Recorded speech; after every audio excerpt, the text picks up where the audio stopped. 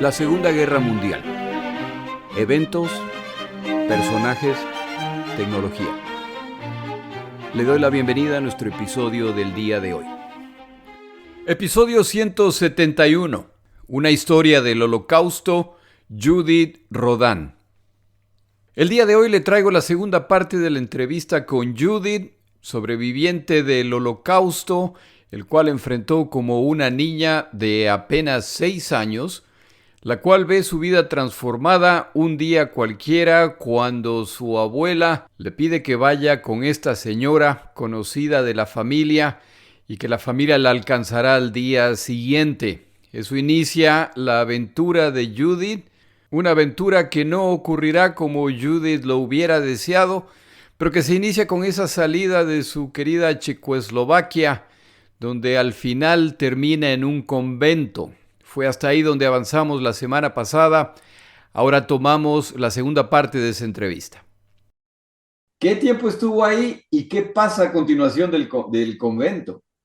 Bueno, el convento, la guerra termina en el 45. De pronto me dice una monja, que no es de las que me seguían siempre, otra, me dice, hay dos personas afuera esperando por ti, acompáñame.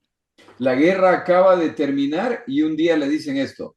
Yo no sé nada de guerra terminada, yo no sé nada porque nadie me lo dijo, pero me dice que hay dos personas afuera. Y yo salto, brinco, porque creía que es mi familia, pero me parece muy poco dos personas. Tiene que Mm. haber venido más, me digo yo a mí misma. Bueno, no era mi familia inmediata, era mi tía joven, Susana, y mi tío joven, Eugenio.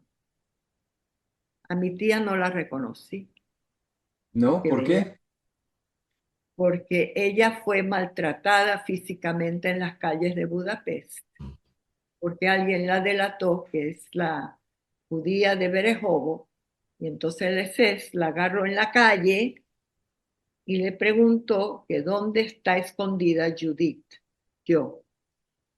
Ella sabía que yo estaba en el convento, pero no lo delató, no lo dijo.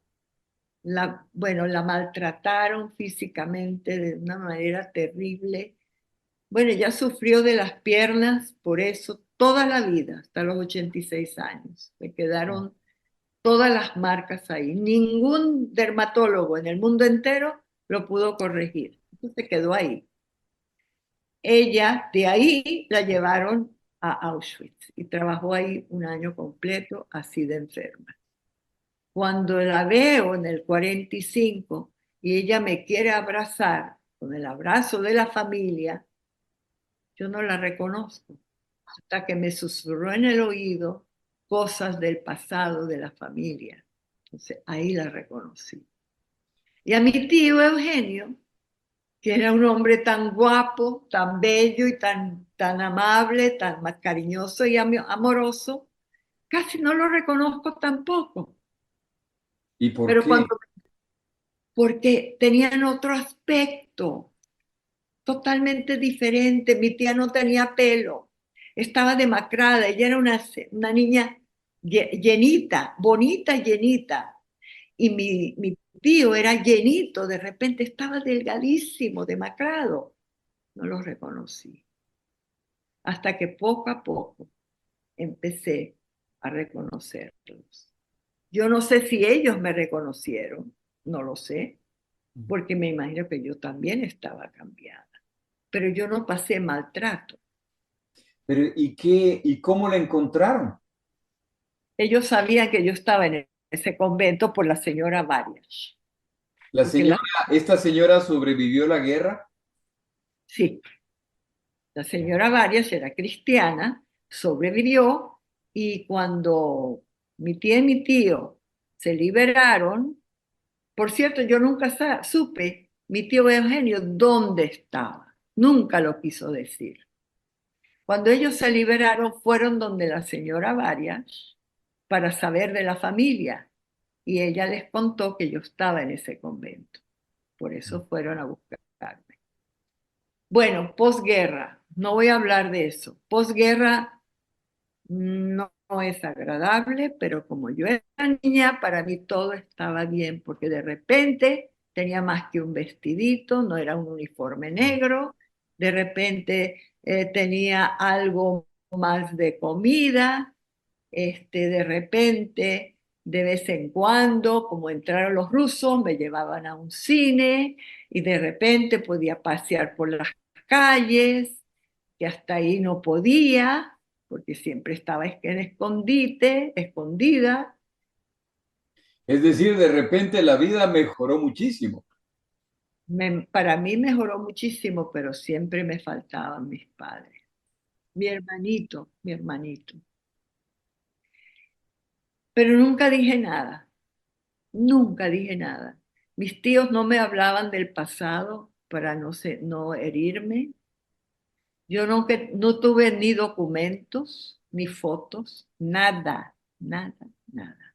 Hasta que un día mi tía se casa con un señor, la misma edad de ella, casi un año más, y deciden abandonar Europa.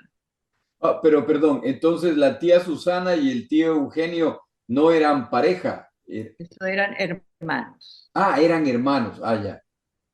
A mi tío Eugenio inmediatamente lo pusieron a manejar la fábrica que era similar a la de Berejovo en Budapest, que hacían barriles también en Budapest. Y ya, bueno, a los comunistas les encantaban los barriles, porque ellos también los necesitaban. Entonces mi tío era el que manejaba la fábrica. Bueno, resulta que estos dos jóvenes se casan en Neuchâtel, Suiza, pudieron salir de Hungría y yo estoy con mi tío Eugenio. Encantada de la vida con él porque él es un amor. Él contrató una institutriz porque yo no podía entrar a ningún colegio, no tenía papeles. Y la vida después de la guerra en Budapest, yo no percaté eso, pero después supe que la vida bajo los comunistas tampoco era agradable ni buena, porque seguían en lo mismo. Y el plan de los tíos y ahora de la tía casada era salir hacia dónde. Ok, ¿dónde se podía salir? Estados Unidos, no. El resto del mundo, no. ¿Por Habían qué? Porque dos, no recibían judíos. no recibían a nadie a ningún inmigrante de Europa, ni siquiera a los católicos. Pero los católicos no tenían por qué emigrar, los judíos sí, porque no tenían nada. Las propiedades confiscadas, las casas confiscadas, las casas saqueadas, no quedó nada, ni dinero, ni valores, nada. Estos tíos jóvenes empezaron a trabajar poquito a poco haciendo cigarrillos en casa, o sea, eh, manualmente, porque los cigarrillos todo el mundo lo buscaba, pero era ¿cómo le digo? No era legal, porque eso tenía que pasar por el gobierno. El gobierno le ponía unos impuestos. Pero de eso pudieron comprar una visa imagínense, habían dos países, uno Venezuela y el otro Santo Domingo. Los únicos que aceptaron los primeros inmigrantes de Europa. Entonces, para allá nos fuimos a Venezuela. Pero Judy, ellos tenían algún tipo de papel que consiguieron en Suiza, que era legal, pero Judy no tenía nada, ni certificado de nacimiento, ni pasaporte, ni identificación, nada. ¿Y qué nombre estaba utilizando en ese momento? ¿Ya Judy nuevamente o el otro? Yo era Haidu Catalín, mi familia me llamaba Judy, pero yo no salía del seno de mi familia porque no querían, usted sabe, como si todavía había persecución. Los que quedaron, los nazis que quedaron, estaban muy bravos con los judíos, muy odiosos, vamos a decir la palabra como es. Eso les quedó. Entonces, cómo hacer. Se informaron que si nos comunicamos con un cónsul general de Venezuela, tal vez él nos podía ayudar. Y el problema era usted, sus papeles. Solamente yo. Compraron los pasajes, no sé con qué dinero, en el SS Colombie, que tenía que zarpar de Le Havre, el puerto de Francia, hacia el Nuevo Mundo, para 3. Pero la tercera no podía subir al barco. A mí me mandaron de Budapest a París por tren, prácticamente escondida, a París, escondida, pues no tenía papeles. Y al llegar a París, entonces me dicen que vamos a ir a Le Havre y allá vamos a conseguir los papeles para ir a Venezuela. Mi nuevo tío me enseñó en un pequeño mapa que cargaba en el bolsillo donde estaba Venezuela. Me pareció tan bonita la forma del país, porque decía que, yo les decía, tiene alas de ambos lados del norte, el lado derecho y el lado izquierdo, tiene alas. Les pareció tan gracioso. Bueno, llegamos a Le Havre y el día siguiente sale el barco. Es decir, era, como dicen por ahí, suerte o muerte. Y usted todavía no Más tiene o papeles del día menos. anterior. Y yo, bueno, ahí estamos. Y a mí me dicen que todo va a salir bien y yo les creo. Bueno, ¿qué iba a hacer? ¿Qué iba a hacer? Entonces, de madrugada, era muy de noche y había mucho frío, era febrero del 1947, mucho frío. Y me despiertan de madrugada, o sea, de madrugada, creo que eran las 4 o 5 de la mañana, ya en Le Havre, me dicen, vamos a buscar el cónsul general de Venezuela. Ya me sabía el nombre de Venezuela, me encantó el nombre, todo bien, y vamos, entramos a un lugar que después me di cuenta cuando era muy mayor, que eso era un nightclub, era en la calle enfrente del pier, de donde estaban los barcos. Y cuando entramos ahí, eso estaba oscuro, había gente tomando, unos dormidos en la mesa, otros no. El olor era raro para mí, yo no estaba acostumbrada a esos olores. Y nos llevaron a un cuartico al final. Y nos sentaron ahí, a mi tía y a mí. De pronto se abre la puerta y entra un señor grandototote, negro, con una sonrisa, unos dientes blancos que resplandecían, un hombre guapo, la primera vez que veo una persona negra. El calor de ese hombre, la simpatía, cómo nos miró, cómo nos saludó, habló un francés perfecto. Mi tía hablaba francés porque estaba en el Neuchâtel estudiando y yo traía mi francés del convento. Y le dice a mi tía, ¿qué es lo que puedo hacer por ustedes? Me avisaron de París que ustedes vienen para acá, pero ¿qué es lo que debo hacer por ustedes? Mi tía le dice, la primera vez que oigo la palabra huérfana, yo no sabía que era huérfana, ni qué sentido tenía esa palabra. Usted escucha a su tía referirse a usted como una huérfana. Que habló de los padres, habló de dónde veníamos, qué sé yo. Entonces, él dice así, sale un momentico, vienen 2 tipos, 2 personas más, y les da instrucciones, corran, aquí está la llave de mi carro, corran a mi oficina, tráigame lo que está en mi escritorio, en la gaveta mano derecha, allá hay una almohadilla, allá hay unos sellos, allá hay unas estampillas, allá hay unos papeles largos, diplomáticos, tráigamelos para acá urgentemente, porque mi tía le dijo que nosotros teníamos que abordar el barco a las 7 de la mañana, En 3 horas, menos de 3 horas. menos de 3 horas. Bueno, de pronto llegan eran como jóvenes, muchachos, Ujú. y le traen todo eso, esa parafernalia, se lo ponen en la mesa y él empieza a escribir.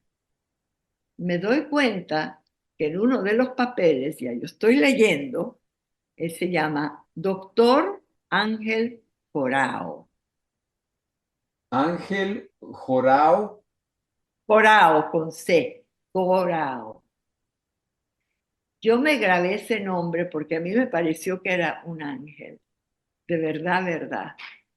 Yo no sabía lo grande que me estaba ayudando en ese momento, porque yo no entendía eso de documentación ni nada, pero él me pareció un ángel.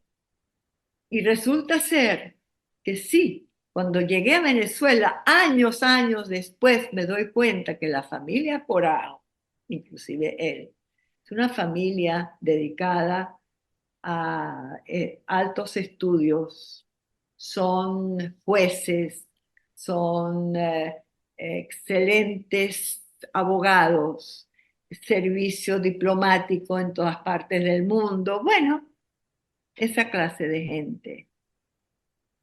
Resulta que mi tía, cuando Ángel Corao le da los papeles que los había doblado varias veces, porque eran de estos largos oficiales, él me hizo un titre de voyage, que quiere decir un título para viajar.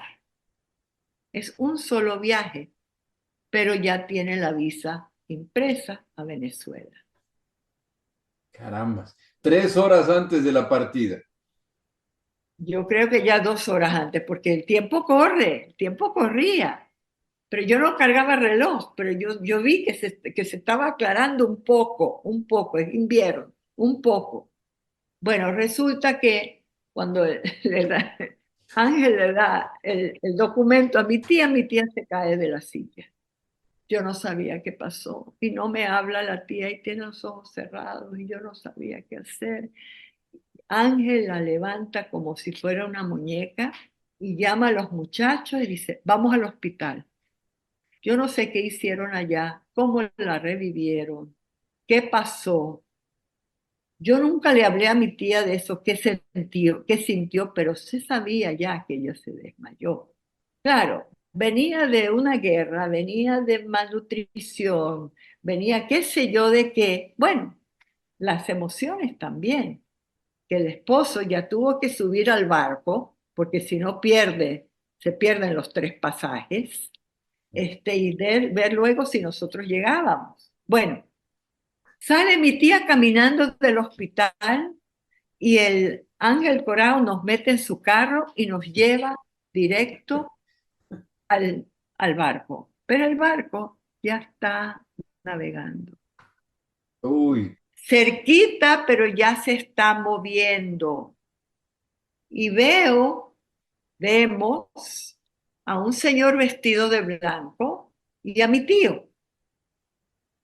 Y mi tío sonriente, y el vestido blanco era el capitán, por supuesto, que mi tío le había dicho lo que estaba pasando y nos ayudó. Porque entonces Ángel Corao nos metió en un barquito que alguien lo estaba remando, pero Ángel Corao se metió con nosotros y nos llevaron directo al barco. Del barco mandaron a bajar una escalera hecha de cuerdas, y primero subió mi tía poco a poco, después me subieron a mí y Ángel Corao estaba detrás de mí por si acaso yo me caía para atrás. qué impresionante que en medio de tanta guerra, de tanta desastre, de tanta tarea pendiente, haya gente como este señor o como ese capitán que van mucho más allá de lo que deberían hacer. Y el Ángel Corao, él no tenía por qué hacer eso, para nada. Exacto. No se le pagó nada. Es más, había que haber pagado por la visa. Y le dijo a mi tía, no se preocupe por eso. No, no, mire, todo. Desde entonces, en el barco, no era un barco de lujo, no era ningún crucero, pero ¿qué sabía yo? Era un barco. Era un barco de carga que después de la guerra le hicieron de pasajeros. ¿Pero qué era? Los hombres dormían en una parte y las mujeres en otra. Todo era rudimentario, todo era rústico, porque era un barco de carga. Y entonces, como las monjas me habían enseñado a cantar, a recitar, a bailar en escenario, todo en francés, bueno, yo apliqué todo eso en el barco porque me parecía que la gente estaba muy triste. Y cuando yo empezaba a cantar y a bailar y a echar chistes y recitar, bueno, chistes, usted sabe, que yo aprendí en el convento, no eran chistes malos, Ajá. eran chistes de niños. La gente empezaba a reírse y aplaudían y me vinieron a besar. Entonces yo me di cuenta que necesitaban un poco de alegría porque todos estaban sumamente tristes. Llegamos a Venezuela a los 14 días, a La Guaira, al puerto de La Guaira, y cuando veo montañas de La Guaira rojas, y le pregunto a mi tío, ¿por qué están rojas las montañas? Porque en Carpatia, de donde yo venía, de Beresbobo, era zona montañosa, las montañas de Carpatia, pero ninguno era rojo. Estas tierras eran rojas. Mi tío me decía, es que este país es muy especial. Aquí hasta la tierra es roja. No, El aquí país con alas. el país con alas, como yo lo llamaba. Y créeme, que para mí era el país de ángeles. Todo esto me imagino yo con el permanente pendiente de cuándo llega mi padre, cuándo llega mi madre, mi hermano, ¿por qué no? ¿Cuándo usted dice no van a llegar? Nunca, Nunca. nunca. En ese periodo, nunca. Hasta, bueno, hay algo más. Pero la vida en Venezuela, yo le puedo decir, primero, en aquel entonces era el presidente Angarita. Él fue el que abrió las puertas de Venezuela a los inmigrantes europeos. Y hasta dio un stipendio para que la gente empezara a trabajar. Hasta nos invitaron a una pensión mientras que la gente empezara a trabajar, pagados por el gobierno. Ahí, la siguiente pregunta es, después de toda esta historia de la emergencia de vete y nos vemos mañana y luego escóndete aquí abajo y luego ahora vives en un convento y ahora esto y no hay papeles y ya salen unas pocas horas. ¿Usted recuerda el momento en que pudo decir, como que estoy en casa, como que ya finalmente me puedo relajar, como que ya mi vida empieza? Nunca me pude relajar internamente, externamente sí. Me dicen los que me conocieron en esa época, amistades, que nos vemos casualmente por aquí, me dicen, tú eras la persona más alegre de todos nosotros. Cualquier problema que hubo, tú siempre decías, eso se puede arreglar y se va a arreglar. Pero yo nunca hablé de mi pasado, no pude. Y uno de los muchachos, yo vivía en casas ajenas todo el tiempo en Venezuela, hasta los 18 años que me casé, uno de los muchachos me dijo el otro día que lo encontré aquí, ya chocho como yo, ¿por qué tú te fuiste de nuestra casa? Digo, porque me mandaron a irme, yo hacía lo que me mandaban. de casa en casa. Y entonces me dijo, yo lloré, me dice, yo lloré porque yo me quería casar contigo. Mm. Pero todavía hay Jorge, tiempo. Jorge, él tenía 12 años, yo tenía 11, y ahí estaba la esposa al lado. Ay, bueno, no hay tiempo entonces. Digo, no, no, no, no, no. Tú te casaste muy bien y yo me casé muy bien con la de Islam. Así que olvídate de esa tontería. Pero imagínense, así éramos los jóvenes. Yo Claro. nunca hablé de mi pasado, yo no pude hablar del Holocausto, de la Segunda Guerra Mundial, o como lo llamaba Churchill, la guerra innecesaria. Nunca pude hablar de eso hasta llegar a Florida. Ahora, yo quiero ser muy respetuoso de su tiempo y Judith, muchísimas gracias por el tiempo que usted me ha dado, pero hay una etapa más de su vida de la que usted tiene que contarnos y es que a estas alturas de la vida, en cierto momento usted tomó una decisión de que su misión sería hablar a otros respecto a los riesgos del abuso, del maltrato a otros. Cuéntenos cómo pasó eso y a qué se dedica usted. Bueno, en Venezuela yo me dediqué a dos oficios. Yo tenía mi trabajo normal, dirigía el departamento de ventas de la compañía de mi esposo y como hobby, pero que se volvió más importante que todo, abrí un centro de terapia floral de psiconeuroinmunología para la gente no pudiente.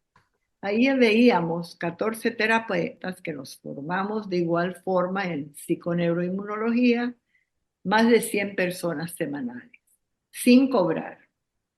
¿Esto por qué lo hice?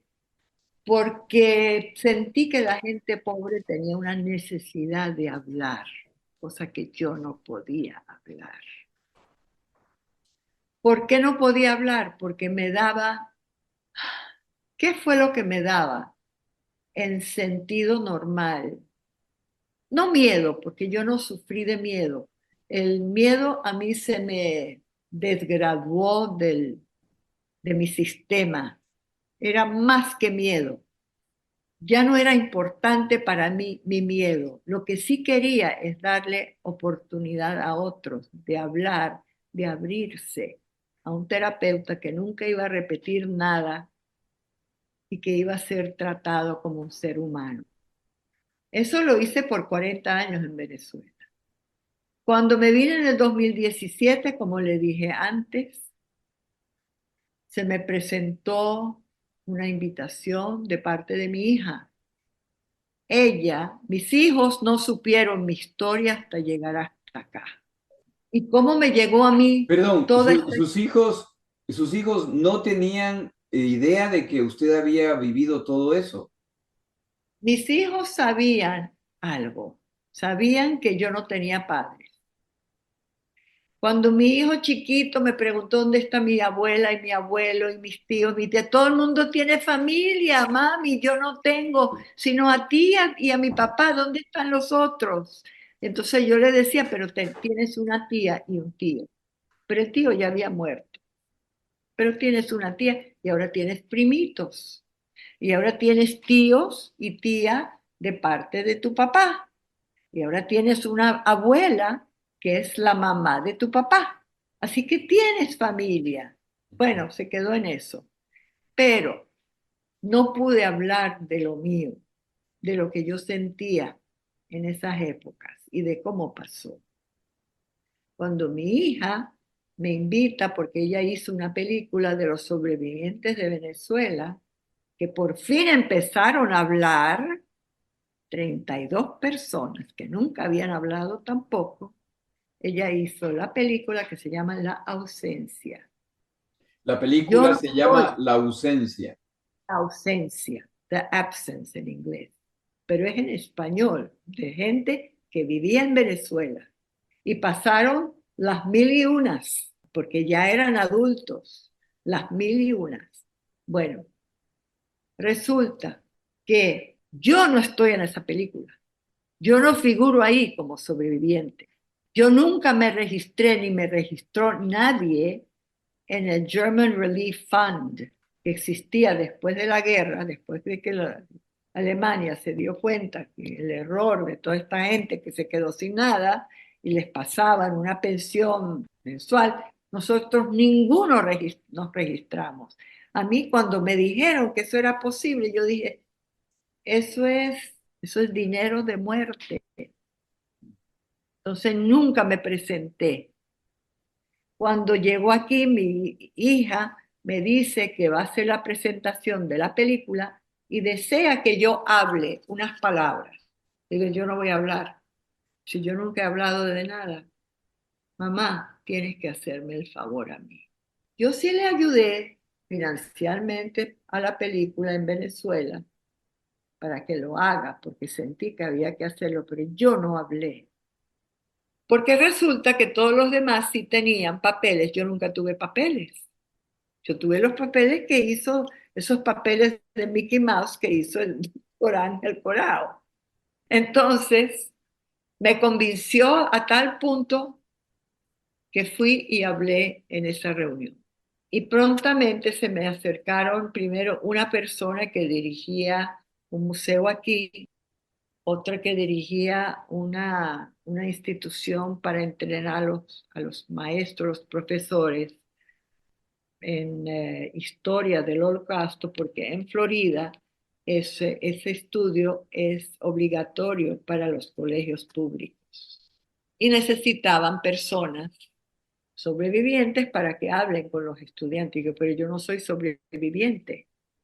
Entonces me explicaron que a mí me consideran, porque yo no fui a ningún campo. Mis padres sí, pero yo no. Yo estaba escondida. Entonces me explicaron, un sobreviviente niño vale igual. Entonces, Debería ser así. así me dijeron, primero no quise, no sé qué, no sé cuánto, pero al final me di cuenta, los sobrevivientes se están muriendo poco a poco, no hay quien hable. Hay muy pocos que puedan hablar. Y los que viven están mayores, enfermos, cansados. Bueno, entonces sí empecé a hablar. Y llegamos a cosas importantes de información. Mi intención de ver a los jóvenes de public schools, colegios públicos, que tienen muchos problemas, no como los míos que tuve, pero problemas, porque he hablado con ellos y algunos me han dado a entender que su vida no es lo que aparenta. Entonces, cuando yo les hablo de mi infancia, de cómo fue después de los 6 años, creo que entienden algo más de su futuro y se van a esmerar un poco más, porque yo estoy ahí para levantarles a ellos, no el ego, pero sí el ánimo de vida. El ego no es el ánimo para la vida. Que entiendan que si yo pude surgir de todo eso, ellos también lo pueden hacer y lo van a hacer. Justo eso iba a mencionar yo, que una persona con la vida que usted ha tenido, con el tipo de experiencia y que puede salir y decir, sí se puede, vamos para adelante, porque me imagino que el mensaje va tanto por el lado de no te desanimes cuando las cosas van muy mal, pero también por el lado, si te sientes muy fuerte y muy bien, tampoco te aproveches de otros. Ese es un mensaje muy fuerte viniendo de una persona como usted. Bueno, eso es lo que trato de hacer. Lo otro que le doy mucha importancia es que yo les estoy dando 5 passwords que lo aprendí del Bishop Dr. Henry Fernández del Faith Center de aquí de Florida, porque él me invitó hace un par de años a su misa de un día domingo, que por cierto era Memorial Day, muchas cosas históricas de ese día. Y me puso de preguntas Número 1. ¿Qué pienso yo de la indiferencia? Ese es mi fuerte, como las otras 4, porque yo daba clases en psiconeuroinmunología de levantarle el ánimo a mi gente en Venezuela, muy pobres y con problemas familiares graves y con problemas de seguridad graves, porque vivían y viven en un cerro donde no hay puertas que se puedan cerrar. ¿Me expliqué? Entonces, les hablo de la indiferencia, luego les hablo del bullying. ¿Qué niño en un colegio público no ha tenido una experiencia de bullying? Y les hablo de cómo evitarlo, de cómo manejarlo cuando se presenta. Lo tercero de Password es el odio que es tan difícil de manejar. Una persona con odio en un colegio estropea toda la energía positiva del salón. Y les pregunto, ¿ustedes han vivido esa experiencia? Bueno, ahí levantan las manos, muchas manos. También les explico que el odio es una combinación, según mi mundo de psiconeuroinmunología, del miedo y de la rabia. Ese es el odio. Y bueno, si tienes miedo a la oscuridad, ¿qué vas a hacer? Prende la luz. Y si no hay luz que prender, prende tu luz interna. Y ahí la tienes. Y la rabia, ¿qué es la rabia? Un perrito puede tener rabia porque no entiende las cosas, pero un ser humano tiene que entender todo. Entonces esa rabia se tiene que ir disipando. Luego el cuarto password es racismo. Si a mí mi mamá me enseñó de chiquita que todos somos iguales, luego en el convento aprendí de Jesucristo que todo ser humano es igual. Y si luego escuché a Martin Luther King, que por cierto era mi hombre, porque siempre decía, I had a dream. Well, yo también tenía dreams de que mis padres regresaran algún día a mí. Y al final de cada locución decía, let's remember the scriptures. All men were created equal. Todo hombre ha sido creado igual. Entonces, si hablamos así de racismo, la quinta palabra, la quinta password es el antisemitismo. ¿Qué quiere decir eso? Anti, a mi modo de ver, sabiendo varios idiomas, es en contra de. ¿Y qué quiere decir semitismo? Semitic. Mira, los árabes también semitics. Venimos de la misma fuente. Y entonces está una maestra y cita un libro cristiano donde habla que los árabes, la mayoría de ellos también son semitas. O sea, tanto los árabes como los judíos se consideraban semitas. Entonces, ¿de qué estamos hablando de antisemitismo si los judíos tienen casi los mismos rasgos que nosotros, rezan diferente, comen diferente, hablan diferente, pero también son seres humanos? Y venimos todos de Abraham, todos, Así es, eso es lo que dice el libro de Génesis. exactamente. Y eso es lo que dicen todas las religiones. Entonces, para mí realmente el antisemitismo es más de racismo y yo lo considero como tal. Y no debemos manejar jamás ninguna de esas dos palabras, porque todos somos iguales. Judith, muchísimas gracias por su tiempo. Además, gracias por el ascenso, me dijo doctor Jorge Rodríguez. Le agradezco el ascenso ahí, pero no, yo no soy, ni eso también se refirió a mí como historiador, tampoco lo soy. Soy simplemente una persona a la que esta historia siempre le fascinó por su complejidad y he creado este podcast en el que mi objetivo, como lo he dicho tantas veces, es no solo relatar esta guerra, sino los detalles humanos, porque si no, les estoy contando simplemente una película de vaqueros. Y cuando se escuchan historias como la suya, es también posible ver el sufrimiento y el dolor por millones que ocurrió en esta guerra, en esta locura que no debió haber ocurrido. Judith, muchísimas gracias que usted me ha dado este tiempo. Me ha encantado hablar con usted. Yo en la pantalla veo una cara europea. A través de los parlantes escucho una voz caribeña y pues la mezcla resulta de película. Muchas gracias por su tiempo. Que tenga una buena tarde y muchas gracias nuevamente. Que Dios lo bendiga, Jorge.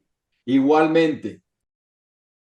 Nuevamente, muchísimas gracias a Judith por haberme dado esta entrevista, por compartir su experiencia, siempre dolorosa a pesar de los muchos años, pero ella es una fuente de inspiración al ser una persona que ha tratado de sacar lo mejor posible de lo que tuvo que vivir sin tener ningún tipo de culpa. Nuevamente, muchas gracias, Judith. La siguiente semana pasamos a un tema distinto. Es hora de hablar de la conferencia de Yalta, la penúltima conferencia de esta guerra y donde se tomarán decisiones importantísimas. Esto lo vemos la siguiente semana. Por lo pronto, gracias por acompañarme. Para información adicional respecto a este episodio, las notas de este podcast, que incluyen la narración de este episodio, así como acceso a resúmenes, videos, documentales y materiales adicionales gratuitos disponibles en el Internet, por favor vaya a Amazon y busque el libro La Segunda Guerra Mundial, Eventos, Personajes, Tecnología. Al comprar estas notas me ayuda y me apoya financieramente. Puede encontrar información adicional en mi página web, lasegundagm.com. Muchas gracias.